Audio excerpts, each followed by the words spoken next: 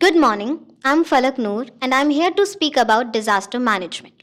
First, I would like to thank Deepak Sinha sir who has given me this opportunity to speak about disaster management. And second, I would like to thank Nakul Tarun sir who is the director of Zone 4 Solution, which conducts workshop in different places like school about disaster management. Imagine the sun is rising, the people are getting ready for their work and the children are getting ready for their school. The world feels certain. Just then, in 6 seconds, the ground beneath your feet starts shaking and your enemy, or becomes your enemy, or the river, the source of life, becomes your monster that swallow the house in minutes. Disaster.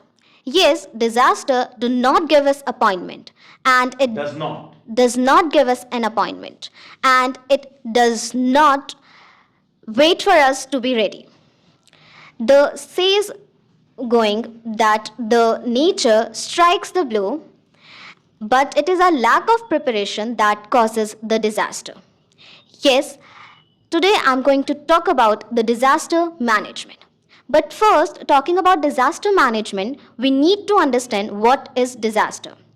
A disaster is a sudden and catastrophic event that causes significant harm to people, causes significant harm to people, properties, and the environment.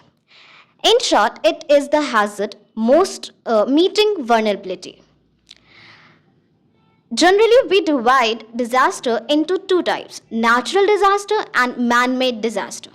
In natural disaster, we have earthquake, flood, drought, landslides, volcanic eruptions, and many more. And in many more. And in man-made disaster, we have gas leaks, nuclear accidents, and fire accidents.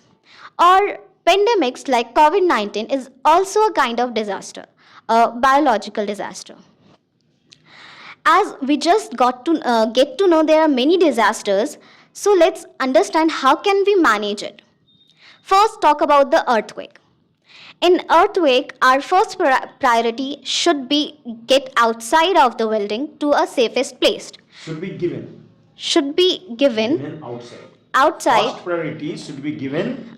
priority should be given to be outside from the building to safest place.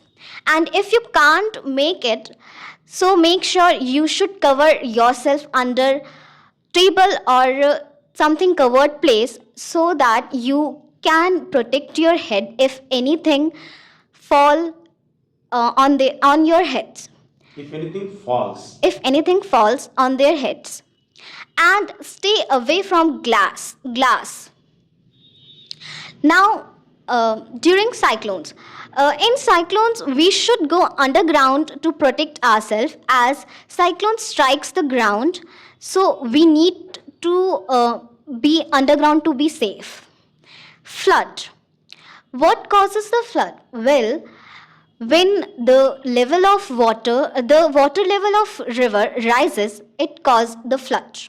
So it causes the flood. For that, we make a dam. We build dam to control the level of water river.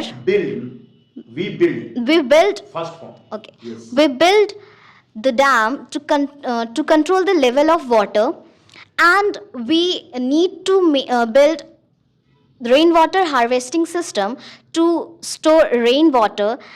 And as nowadays everywhere is cemented ground which does not store rainwater, those causes flood. It causes flood. If flood occurs, then what can we do?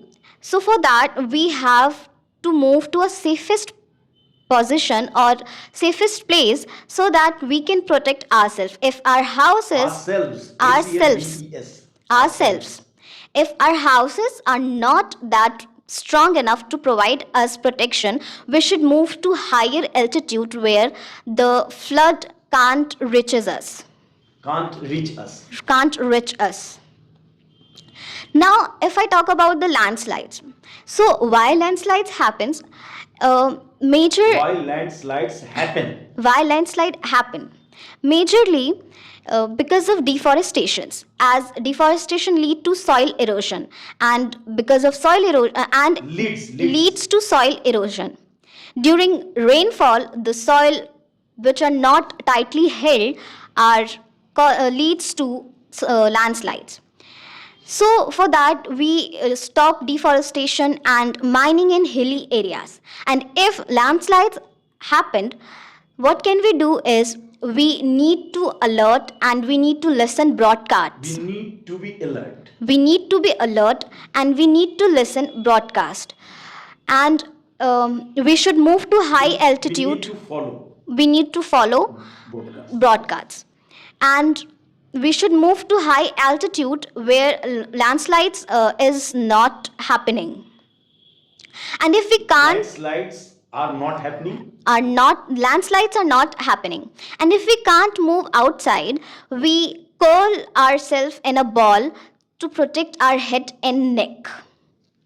Now, if I talk about the drought means lack of water, which lead to barren the land, and it also happens because of deforestation. It also happens because of deforestation or lack of water.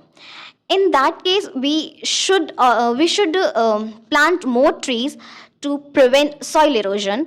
And now, school is a base that youth's mind. So shapes youth's mind. So school can also play a major role to learn, to teach students to know about the disaster management. They can regularly conduct regular mock drills for earthquake and fire accidents. And they can integrate disaster management in their courses. And for fire accidents, for that we have to prepare before. Like we have fire sensors or detector. We can have fire alarms and have sprinkle system so that we can reduce a little bit of water fire level. And same for gas leaks. As we know, Bhopal tragedy, that is an example of gas leak. In that we also that is an example of gas leak. We can also have gas detector, auditration, and ventilator systems to prevent gas leaks. If I talk about the government, how it play major role in disaster management. So how it plays a major role in disaster management. In India, we have NDMA, National Disaster Management Authority, which leads this. We have elite forces like NDRF and sdrf, National Disaster Rescue Force and State Disaster Rescue Force, which train and conduct rapid rescue.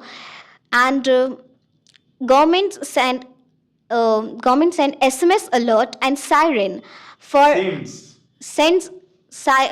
SMS alert and siren for cyclone and flood hits. NGOs like Zone 4 Solution and many more also are a most important part by filling the gaps between the government and the community. They conduct workshops in a remote area and in corporate or community groups to ensure that the remote area also have first responder like medical kit and medical training. In the last, I would like to say we cannot stop rain from falling and we cannot stop earth from shaking, but we can stop the disaster becoming a graveyard by learning or knowing how we can manage the disaster management, or by NGOs conducting workshops. Thank you.